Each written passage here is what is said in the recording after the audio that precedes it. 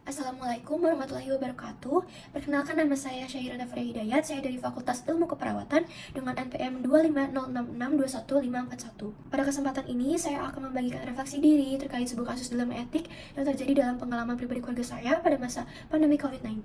Beberapa tahun yang lalu, nenek saya mengalami stroke akut, sebuah kondisi medis yang bersifat time-sensitive emergency dan membutuhkan penanganan segera. Kami membawanya ke sebuah rumah sakit di Garut, namun ketika tiba di instalasi pelayanan, diketahui bahwa dokter saraf tidak tersedia dan tidak ada prosedur penanganan emergensi yang dilakukan oleh tenaga kesehatan yang bertugas. Tidak ada stabilisasi awal, tidak ada komunikasi klinis memadai, maupun upaya untuk rujukan cepat. Keterlambatan ini menyebabkan kondisi nenek saya memburuk dan berakhir dengan kelumpuhan permanen. Dan akhirnya, mau tidak mau secara mandiri kami berpindah ke rumah sakit di Bandung. Namun sayangnya rumah sakit tersebut dipenuhi oleh orang-orang yang menderita dan mengalami COVID-19. Dengan berat hati kami balik lagi ke Garut ke rumah sakit yang berbeda. Namun alhamdulillahnya nenek saya dapat ditangani dengan baik di sana. Jika dianalisis menggunakan kaidah dasar bioetika atau KDB, terdapat beberapa prinsip etik yang tidak terpenuhi. Pertama, dari aspek non-malfeasance, tenaga kesehatan berkewajiban untuk tidak menyebabkan bahaya, baik melalui tindakan maupun kelalaian. Dalam konteks ini, prinsip menolong pasien emergensi, mencegah pasien dari bahaya, dan mengobati secara proporsional tidak terlaksana.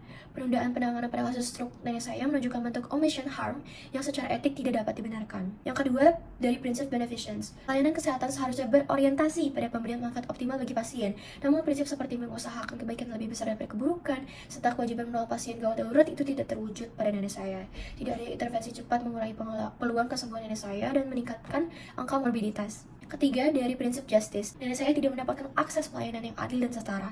Prinsip memberikan kesempatan setara kepada pasien dalam kondisi yang sama dan menghargai hak dasar pasien terkait equality, accessibility, dan quality tidak terpenuhi. Ketersediaan dan kesiapsiagaan layanan emergensi merupakan kewajiban mendasar, dan kegagalan memenuhi hal tersebut berdampak langsung pada keselamatan nenek saya. Dilema etik ini menunjukkan bagaimana kehambatan sistemik, keterbatasan sumber daya, serta kurangnya komunikasi klinis dapat berdampak signifikan terhadap keputusan dan outcome pasien. Pengalaman ini menjadi pengingat bahwa pelayanan kesehatan tidak hanya soal kompetensi teknis, tetapi juga integritas moral dan kemampuan menerapkan prinsip etik dalam situasi nyata. Melalui refleksi ini, saya melihat pentingnya peningkatan manajemen respon gawat darurat dan penguatan koordinasi antar tenaga kesehatan. Sebagai calon tenaga kesehatan, action plan yang saya tekankan bagi diri saya sendiri nantinya adalah dengan memahami dan menerapkan triase emergency secara konsisten, memberikan informasi yang jujur, lengkap, dan tepat waktu kepada keluarga pasien, berpegang pada prinsip non-maleficence dan beneficence dalam setiap pengambilan keputusan klinis, serta memastikan keadilan dalam akses layanan sesuai standar etik profesi. Sebagai penutup, pengalaman ini menegaskan bahwa kegagalan menerapkan prinsip bioetika,